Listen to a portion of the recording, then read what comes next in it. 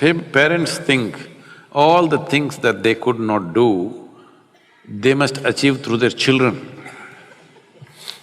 So they should have bred racehorses. I want you to understand this. Children are not your property. It's a privilege, another life came through you. You must enjoy it. Do your best to nourish it. What it becomes is not your business. Your business is to support it, create a wonderful atmosphere around it, create an ambience where it grows well. I'm using the word it consciously. Like a tree, like a plant, you just create the nourishment that it needs, it grows. Well, is it going to bear apples, pears, mangoes, or just flowers, or just nothing? We don't know. Only thing is, your wish is, they must grow to their full potential. They are not an extension of your ambitions. They're not, and they need not be.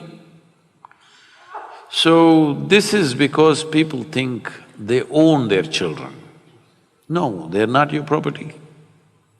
I think these days they're telling you, older generation hesitated to say this. This generation, by the time they're 10, they're telling you, you got no business to tell me what to do. So does it mean to say you don't say anything to them? No, it's your business to see, because if you don't guide them, somebody else will on the street, or somebody will do it long distance on the internet, all kinds of creatures are out there. All right. So yes, to protect them, to nourish them, to allow them to explore their possibilities, it is your business to do that as a parent. Well, if you want to do something that you really want to do, if you think you're going to do it with everybody's approval, I'm sorry, life doesn't happen that way. It is just that whatever the hell you want to do, just do it well. Once there is success, your parents and your uncles and your aunts, everybody says, wonderful. All right. One thing about food, I'm a foodie. I'm a foodie. Foodie? Foodie, yeah. I love to eat.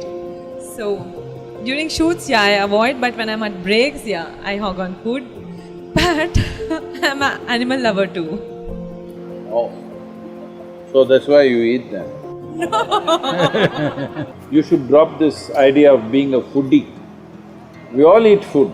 We must eat food, otherwise it'll be cruel to this one. But becoming an identity with food, not right, because that means we will indulge, we will not just nourish ourselves. We have a right to nourish ourselves.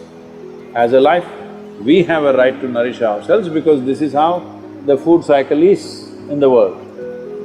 But we don't have a right to wantonly take another life just for pleasure. We have no business to do that. We have every right to nourish this life, but we have no right to enjoy taking another life. So don't call yourself a foodie, because food should never become the identity. For survival, for nourishment, we will eat whatever we have to eat, given the moment. If a woman of 13 years old finds a virtuous man of 112 years, I would prefer. This is hormone-fired freedom, okay? Medical science tells us even a man of 112 years can procreate, can give birth to a child, true? Your intelligence has been hijacked by hormones. So you question the fundamentals of everything. I would not mind giving my daughter if I know that he's a virtuous man and will see to it that he takes my daughter to Jannah, I would not mind. But what is the qualification for you to go to heaven? Well, you have to die first. If you want to go to heaven, first thing is you must die, isn't it? So you left your body here and you went to heaven without your body. Now what do you do with good food and virgins?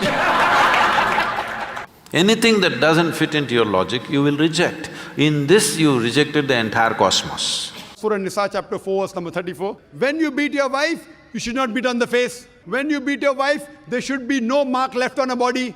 Please tell me all the ladies.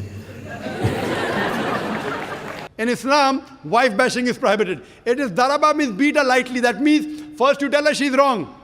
You admonish her. Don't share the bed with her. Ultimatum. Last warning. Beat her lightly. Wife bashing is prohibited. Beat her lightly. Prohibited. Beat her lightly.